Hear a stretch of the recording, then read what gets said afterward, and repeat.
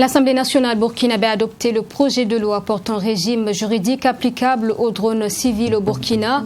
Les députés ont voté à l'unanimité, détaillé dans ce journal.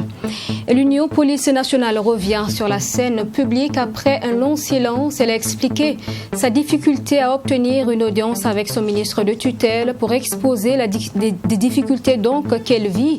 L'UNAPOL prévient qu'elle va passer à la vitesse supérieure. Et puis, un sommet de Paris sur le financement des économies africaines, Emmanuel Macron annonce que la France va annuler la totalité de sa créance vis-à-vis du Soudan. Bonsoir à tous et bienvenue dans ce journal. Le 31 mars dernier, le Conseil des ministres décidait de soumettre à l'Assemblée nationale l'adoption du projet de loi portant régime juridique applicable aux drones civils au Burkina. L'adoption de cette loi a été effective hier lundi à l'unanimité. Les députés ont voté oui. Tout achat et utilisation de drones est soumis désormais à une autorisation du ministère de la Sécurité, Michael Toukré. Cette loi, approuvée par le Parlement burkinabé, permettra ainsi d'assainir le milieu de l'acquisition et de l'utilisation des drones civils. Son utilisation par les particuliers est en hausse ces dernières années, relève le constat du ministre en charge de la sécurité. Dans un contexte d'insécurité au Burkina Faso, la réglementation de cet outil équipé de capteurs devenait de plus en plus une urgence. En adoptant cette loi, les services de sécurité, la justice vont avoir les moyens de lutter contre l'utilisation, dissimuler l'utilisation, frauduleuse, l'utilisation, non autorisée des drones. Ce qui, bien sûr, est un moyen dissuasif et va décourager tous ceux qui seraient tentés d'espionner, de prendre des informations qui sont interdites. Et selon le ministre de la Sécurité, la non-réglementation de l'usage des drones civils constitue un réel danger. Il peut porter atteinte à la violation de la vie privée, une menace pour la sécurité publique et la sûreté de l'État. Face à ces risques bien réels, tout exploitant de drones à usage professionnel doit, en plus d'une autorisation, souscrire à une police d'assurance. Il y a des drones qui ont été importés avec autorisation. Nous avons ces éléments. Donc, pour ceux qui ont eu des autorisations, nous avons des traces. La sécurité a les traces, l'aviation, l'ANAC a des traces. Ça ne pose aucun problème. Le problème se pose au niveau de ceux qui ont importé frauduleusement. Et pour cela, nous allons les inviter à venir se déclarer. Bien sûr, ceux qui ne le feront pas et qui seront pris se feront appliquer la rigueur de la loi. Désormais adopté par la représentation nationale, tout contrevenant à la loi portant régime juridique applicable aux drones civils pourrait s'exposer à des amendes ou des peines d'emprisonnement. La loi ainsi adoptée est composée de 70 articles répartis en 8 chapitres et 5 titres. Et puis en lien avec cette actualité, on en parle, la colère des députés vis-à-vis de certains membres du gouvernement. Les faits convoqués par la représentation nationale dans le cadre justement donc de l'audition du projet de loi portant régime juridique applicable aux drones civils au Burkina. Le 4 mai dernier, les ministres en charge du commerce et de l'économie numérique étaient en effet absents et sans justification. C'est ce qui ressort du rapport de la Commission des affaires générales, institutionnelles et du droit humain. Manque d'intérêt ou mépris envers la représentation nationale. La question se pose. Les députés entendent en tout cas pleinement s'assumer sur les absences répétées des membres du gouvernement. Nous écoutons le président de l'Assemblée nationale sur la question. Dans un premier temps, demander au président de commission de nous faire l'état, le point des invitations auxquelles les uns et les autres n'ont pas répondu. Nous allons prendre sur nous une question de parallélisme des formes. écrire directement au Premier ministre pour poser le problème et attirer l'attention du gouvernement sur la question. Après cette courtoisie républicaine, après avoir attiré l'attention du gouvernement sur cet état de fait, nous allons prendre nos responsabilités, tout simplement. Si on a un calendrier chargé, un coup de fil, une correspondance ou un coup de fil simplement, on peut décliner. Il nous est arrivé ici de reporter des séances plénières parce que le ministre est en mission. Et sur cette question aussi, nous avons discuté avec le ministre chargé des relations avec le Parlement. Et au niveau du gouvernement également, il y a ce qu'on appelle les intérims. Quand un ministre n'est pas là, c'est un autre ministre qui assure l'intérim. Donc, sur cette question aussi, nous avons attiré l'attention du ministre chargé des relations avec le Parlement au fait qu'il va falloir éviter de nous amener à reporter des plénières parce qu'un ministre est parti en mission. C'est la République, c'est le travail, on est d'accord. Mais lorsque le ministre n'est pas là, on doit pouvoir prendre les dispositions pour qu'un autre ministre puisse venir le représenter. Donc sur cette question, nous voudrons en tout cas inviter les présidents de commission à pouvoir nous faire parvenir cet état-là sous 72 heures. Et nous allons, au nom de l'Assemblée nationale, adresser un courrier à son Excellence, M. le Premier ministre, sur la question. Et je vous en parlais en titre. Après près d'une année de silence, l'Union Police Nationale UNAPOL s'est exprimée en conférence de presse ce 18 mai. Elle dit avoir tenté plusieurs fois et sans suite de rencontrer le ministre de la Sécurité pour échanger sur les besoins de la police. Le syndicat prévient qu'il va passer à la vitesse supérieure si toutefois le ministre ne prenait pas ses responsabilités. Détail avec Abdourahim Nienye. Face à la presse, le commissaire principal de police Moussa Palm, au nom de l'Union Police Nationale, s'excuse auprès des populations pour de probables désagréments liés à leurs actions de lutte dans les jours à venir. Cette conférence de presse est selon l'UNAPOL le dernier avertissement verbal. Ces policiers sont très remontés contre leur ministre de tutelle qu'ils accusent de ne pas répondre à leurs préoccupations. Manque de moyens pour les hommes sur le terrain de lutte contre le terrorisme et mauvaise gestion du ministère de la Sécurité sont entre autres les situations dénoncées par le syndicat de la police nationale. Le besoin demeure et des demandes en armement ont été formulées pour renforcer des dispositions frontalières tenues par la police nationale afin de sécuriser ces parties du territoire et les populations qui y vivent. Pourtant, le sujet ne semble pas préoccupé à un certain niveau alors que le pays est en train d'être cerné. Mais l'on continue de faire la politique de l'autruche et ce jusqu'au jour où la situation deviendra davantage compliquée. Le taux de carburant servi aux unités d'intervention dans le cadre des opérations de sécurisation du pays est passé du simple au tiers. Les chefs sont parfois obligés d'emprunter du carburant pour des interventions urgentes. Cela n'est pas admissible dans un État sérieux. Le syndicat dénonce également la non-intégration des policiers renvoyés en 2019 malgré la décision de justice rendue en leur faveur. De manière générale, Moussa Palm et ses camarades invitent le ministre de la Sécurité à prendre ses responsabilités pour le respect des textes en vigueur comme celui portant sur l'évolution des galons. Vous le savez bien, la police nationale est régie par une nouvelle loi depuis le 1er juin 2018. Les textes d'application de cette loi prennent en compte certains correctifs. Font partie de ces correctifs les galons. Nous constatons avec regret que jusqu'à l'heure où nous vous parlons, ce projet de décret sur les galons n'a pas été transmis en Conseil de ministres. De sorte qu'aujourd'hui, il y a des personnels de la police nationale qui ne peuvent pas porter l'uniforme car les attributs de leur corps, de leur grade, n'existe pas. Le syndicat de la police met en garde la coordination nationale de contrôle des forces de police contre des dérives autoritaires pendant ses sorties de contrôle. Il dénonce aussi la gestion de l'Office national de sécurité des sites miniers jugée catastrophique avec la complicité du ministre de la Sécurité Ousseynou Kompaoré. La lettre du ministre en charge de l'administration territoriale datant du 27 avril dernier et invitant à remplacer des maires et conseillers municipaux fait toujours des gorges chaudes. Ce mardi 18 mai, les concernés ont animé une conférence de presse pour dénoncer ce qu'ils qualifient d'atteinte grave aux droits individuels et collectifs. Maxime John Bambara et Sanata Kwanda pour en parler. Qui a détourné le mandat de qui ?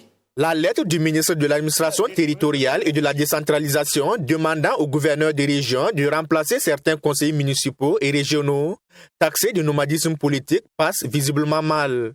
Au total, 15 communes avec environ 800 élus locaux, conseillers municipaux et régionaux sont touchés par cette décision. En conférence de presse, ces derniers qui disent être terrorisés protestent contre cette décision qu'ils jugent draconienne. L'objectif de cette conférence, c'est aussi d'attirer l'attention des autorités nationales sur la situation de persécution, je dirais, des collectivités qui sont dites en nomadisme politique. Mais non seulement l'opinion nationale, mais aussi l'opinion internationale. Parce que le Burkina a des partenaires qui regardent comment se comporte la démocratie au Burkina, comment se comporte l'application des textes au Burkina. Aujourd'hui, nous, collectivités visées par cette mesure draconienne du ministre de l'administration territoriale et de la décentralisation, nous nous sentons terrorisés, alors que le Burkina lui-même est déjà attaqué par les terroristes. Si le ministre évoque l'article 238 du Code électoral pour parler du nomadisme ou de transhumance politique, pour les concernés, l'action engagée par le gouvernement manque de base légale et pire, elle méprise les décisions de justice. Ils en veulent pour preuve la situation de l'arrondissement 10 de Ouagadougou qui a abouti à une suspension par le tribunal administratif de Ouagadougou de la lettre numéro 103 du ministre de l'administration territoriale datée du 27 avril et invitant à remplacer les conseillers municipaux. Aujourd'hui, c'est le peuple qui élit les élus. Ce n'est pas un parti politique qui élit les élus. Et la loi a tranché là-dessus. Nous n'avons jamais démissionné formellement de nos partis politiques. Mais il arrive des fois qu'à l'intérieur des partis, il y ait une forme de dictature qui ne dit pas son nom, qui ne nous permette même pas de nous exprimer au nom de la population qui nous a élus. C'est la raison pour laquelle nous bougeons d'un côté pour pouvoir mieux servir la population qui nous a élus. La question du nomadisme, là, il va falloir qu'on réfléchisse ensemble avec, je dirais, tous les acteurs, qu'on puisse recadrer, refaire les textes en fonction de tout ça, avant d'aller maintenant vers une nouvelle ère, je dirais, de l'action politique dans notre pays. Du reste, couplez les élections législatives et les élections municipales et vous verrez comment le terrain va se comporter. En ce moment, on pourra parler de mandat. Les conférenciers dénoncent par ailleurs une volonté manifeste d'appliquer de façon volontairement maladroite le code électoral et le code général des collectivités territoriales. Selon eux, l'application de cette mesure, jugée discriminatoire et tendancieuse, cache mal une vengeance à l'endroit de certains élus locaux. Naturellement, quand on parle de nomadisme politique, si nous acceptons l'expression, on dirait que là où on a quitté, veut régler le compte de celui qui est parti.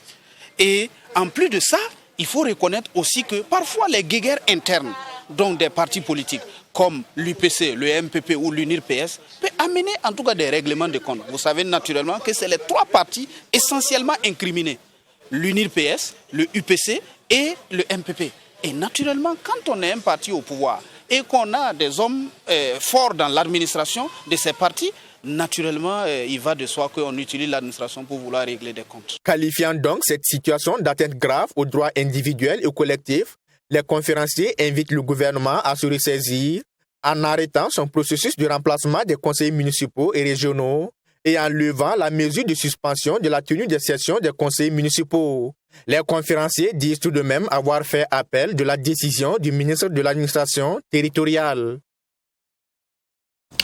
Dans la suite de ce journal, la Fédération estudiantine et scolaire pour l'intégrité au Burkina, FESIBF, à propos de la crise dans le milieu scolaire, elle estime que les réformes engagées par le gouvernement ne devraient pas faire l'objet de manifestations comme il a été constaté ces dernières semaines. Par contre, poursuit la Fédération, les réformes doivent être adaptées à la réalité. Compte rendu développé avec Mamid Kanakamabou. Face à la presse, la Fédération estudiantine et scolaire pour l'intégrité au Burkina Faso a donné sa lecture sur la situation qui prévaut dans le milieu scolaire. La FECIBF condamne les manifestations des élèves qui ont causé un décès et des blessés.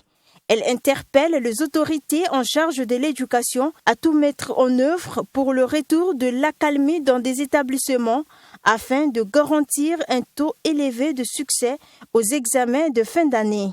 De ce qui est revendiqué, à savoir la suspension des activités socio-culturelles et la suppression des examens blancs, la FECIBF a noté que ces décisions existaient avant l'avènement des réformes.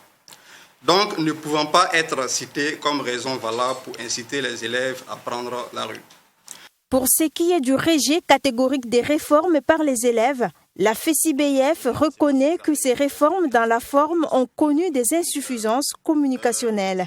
À cet effet, elle a fait des propositions en vue de permettre à ces réformes d'être conformes à la réalité. Le point qui fait de gorge chaude est notamment la suppression des sujets au choix en sciences de la vie et de la terre, ainsi qu'en histoire et géographie. La FECIBF note que la révision des programmes de ces matières jugées trop longues pour être évaluées en un seul sujet peut pallier à cette polémique.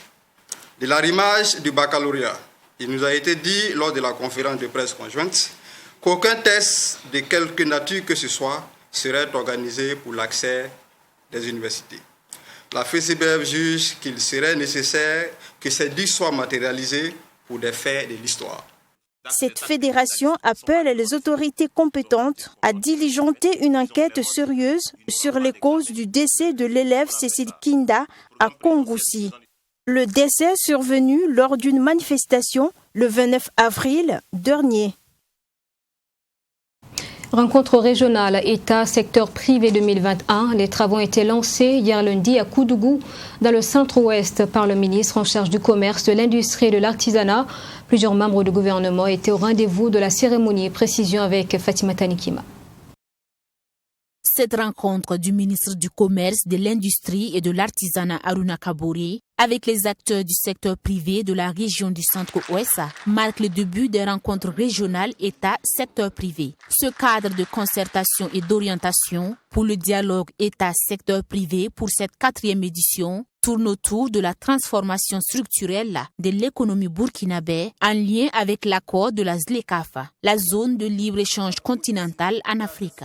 Nous nous sommes retrouvés autour de la thématique qui intéresse et qui parle donc de la zone de libre-échange continentale pour à la fois regarder un peu comment est-ce qu'on va être davantage résilient parce qu'on a subi de plein fouet donc la crise sanitaire due à la Covid-19, mais comment aussi on se prépare réellement pour rentrer dans ce grand marché, d'autant plus que tous les pays s'activent. À notre niveau, nous avons une stratégie nationale donc ZLECAf, mais il était bon qu'à travers un dialogue État-secteur privé, que nous puissions à la fois faire le point pour regarder quels étaient encore les boulots d'étranglement qui nous empêcheraient donc de mettre en œuvre le programme du président et de profiter des opportunités qu'offre la zone de libre-échange continentale. Une démarche saluée et appréciée par les acteurs du secteur privé de la région du Centre-Ouest. Ils n'ont cependant pas manqué d'égrener leurs difficultés. Difficultés parmi lesquelles on note la fermeture des frontières terrestres. Selon eux, les gouvernants doivent s'accorder et rouvrir les frontières pour le grand bonheur de l'économie burkinabé et sous-régionale. Aujourd'hui, à cause du coronavirus, nous ne pouvons plus aller en Côte d'Ivoire, Lomé, ni au Ghana. Pourtant, beaucoup de commerçants faisaient ces trajets pour payer de la marchandise et revenir vendre ici. Mais les frontières sont fermées, donc difficile pour les commerçants qui ne peuvent pas rester sur place et commander des marchandises de s'en sortir. Cette 4e édition du cadre de concertation et d'orientation pour le dialogue État-secteur privé est placée sous le thème l'accord de la zone de libre-échange continentale en Afrique ZLECAf, défis et opportunités pour la transformation structurelle de l'économie burkinabé. Plus de 400 millions de francs CFA, c'est le montant que la LONABé, la Loterie nationale burkinabé, met à la disposition du programme de réalisation des infrastructures socio-économiques. 2 CSPS vont être construits dans le plateau central. Cela a fait l'objet d'une signature de convention entre les 2 structures hier lundi au siège de la LONABé. Maxime Jodbambara. C'est une signature de convention entre la LONABé et le programme de réalisation des infrastructures socio-économiques qui va permettre de réaliser 2 CSPS dans les provinces du Kourouégo et du Ganzourgou. La nationale des Jeux du hasard s'engage ainsi à apporter sa contribution à l'amélioration de l'offre de soins en faveur des populations de la région du Plateau central, région qui abritera les festivités du 11 décembre. La LONABE a une mission qui se traduit par la mobilisation des financements. Et la LONABE accompagne les actions de développement en faveur des populations. Et nous sommes appuyés sur les réalisations de prises qui sont assez éloquentes, qui sont très éloquentes. Et nous avons voulu solliciter cette expertise-là pour mettre à la disposition des populations des deux provinces, Ganzourgou et Kourou, de CSPS. Améliorer l'offre de santé au bénéfice des populations, c'est une quête permanente et nous pensons que notre contribution va contribuer, un temps soit peu, à réduire en tout cas ce déficit au niveau de l'offre de soins de santé. La réalisation et l'équipement des deux CSPS sont confiés aux prises, le programme de réalisation des infrastructures socio-économiques. Ces deux CSPS comprendront chacun un dispensaire, une maternité, un service commun, un abri couvert pour les accompagnants, une cuisine, un bloc de latrines, un logement, un incinérateur, entre autres. Nous envisageons pour l'année 2021 la réalisation de 14 CSPS. Avec ce partenariat, nous serons à 16 CSPS. C'est déjà quelque chose dans notre ville. Donc c'est comme ça que nous voyons la contribution de la LONABE. Le coût global de ces réalisations est estimé à plus de 4 millions de francs CFA.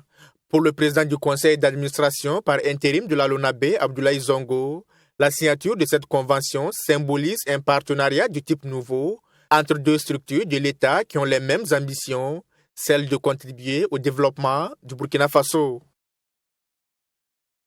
Et puis, dans le reste de l'actualité, la France va annuler la totalité de sa créance vis-à-vis du Soudan afin de libérer ce pays qui est engagé dans une transition démocratique du fardeau de la dette. Cette information a été rendue publique par le président Emmanuel Macron en marge du sommet de Paris sur le financement des économies africaines, un sommet qui s'est ouvert ce mardi en présence d'une quinzaine de chefs d'État africains. La communauté internationale s'engage à donner un bol d'air financier au Soudan. À l'appel du président français Emmanuel Macron, une quinzaine de dirigeants d'États africains, européens et du Golfe se sont engagés à soutenir la transition dans ce pays, frappé de plein fouet par la crise du Covid-19 et par une récession économique. La France s'est notamment engagée à effacer 5 milliards de dollars de dettes. La réduction de la dette soudanaise que nous allons amorcer prochainement est un premier résultat. Il conviendra que cette trajectoire de retour du Soudan dans le concert des nations soit confortée au plan économique, au plan politique. Paris va également aider le Soudan à solder son passif avec le FMI en prêtant 1,5 milliard d'euros. Objectif, ouvrir la voie à des investissements étrangers dans les infrastructures, l'agriculture, l'énergie, les minéraux ou encore les communications. Aujourd'hui, grâce à votre leadership et votre soutien généreux, nous avons pu franchir ce dernier obstacle qui marquera le retour du Soudan dans la communauté du développement. C'est là que nous pourrons créer les emplois qui répondront aux aspirations des jeunes, hommes et femmes, qui sont descendus dans la rue il y a un peu plus de 2 ans. Très riche en ressources pétrolières et minières, le Soudan croule sous une dette extérieure de 60 milliards de dollars. En raison de la récession économique, le pays connaît également une inflation galopante et souffre de pénuries graves de biens de première nécessité. Retour au Burkina pour refermer ce journal avec l'actualité sportive face au foot. Après les derniers matchs de la 29e journée ce lundi, l'AS Sonabel reprend la tête du classement. Il est suivi par l'USFA et au bas du tableau, l'on retrouve toujours COSAF qui se bat pour éviter la relégation. Cette 29e journée a produit au total 16 buts sur l'ensemble des rencontres. Une journée qui a été entachée également d'un incident lors de la rencontre AS Sonabel Étoile Filante de Ouagadougou. Le deuxième assistant de la rencontre a reçu un projectile d'un supporter visiblement pas satisfait de la décision de l'arbitre central, M. Belem. Alors que les électriciens menaient déjà 2-0, la rencontre a été suspendue. La Ligue professionnelle de football, dans les jours à venir, donnera son verdict. En attendant, les électriciens sont en tête du classement avec 53 points, suivi de l'USFA 52 points, après son match nul face à l'AS Douanes qui suit immédiatement avec 48 points. Salitas occupe la 4e place après sa défaite face à COSAF 1-0. COSAF qui occupe toujours la dernière place au classement. Une défaite de trop selon l'entraîneur de Salitas, visiblement remonté. Enfin, comme on dit que moi je parle trop, je parle très mauvais, je vais me taire. C'est mieux. Parce que ça ne s'explique pas. On ne peut pas expliquer ça. Des joueurs qui jouent, on dirait qu'ils ne peuvent pas jouer. On trouve que c'est des joueurs qui... Non, c'est pas possible. C'est pas trop. Mais c'est des éléments qu'on les fait confiance. Même quand même. Depuis la première mi-temps, c'est un match qu'on devrait terminer. Mais ils n'ont pas été efficaces. Le football, c'est ça, c'est l'efficacité et l'envie. Si on a envie, on a l'efficacité, il n'y a pas de problème. Mais vous jouez, on dirait que... Je ne sais pas. Bon, excusez-moi, vraiment. Excusez-moi. Le RCB reste statique malgré sa victoire large face à l'USO 3-0. Selon l'entraîneur, le RCB est en train de se créer une place. Nous allons dérouler, nous allons tout donner et voir après ce que ça va donner. Mais tout de suite, ça ne change rien. Nous allons rester 5e. Bon, depuis le début de la saison, nous avons toujours été dans notre philosophie de jeu. C'est un projet pour nous, un projet de jeu. Donc les enfants assimilent ça très bien, mais nous sommes presque à la fin de la saison. Donc on ne fait que bien jouer. Bon, on n'a pas eu de chance lors de certains matchs, mais quand même l'équipe joue très bien. Nous gagnons des occasions qui sont vendangées. Bon, je pense que le Racing reste le Racing. C'est d'abord le beau football, le beau jeu, et puis la victoire après. L'ASFA fait un bon déplacement à Koutgou en s'imposant face à la SEC 1-0 et occupe la 6e place avec 42 points. Au milieu du tableau, on retrouve Royal FC, Majestic, ASFB, Étoile Filante de Ouagadougou, ASEC, Raimo et le RCK qui luttent pour ne pas plonger dans la zone rouge. Par contre, Vitesse, Léopard, USO et COSAF sont les 4 équipes relégables pour l'instant en 2e division. Mais voilà un reportage qui vous a été proposé par Assami Tiemtoré. C'est la fin de ce journal. Merci de l'avoir suivi. Je vous souhaite une excellente suite à notre compagnie et je vous retrouve demain à 20h. Bonsoir.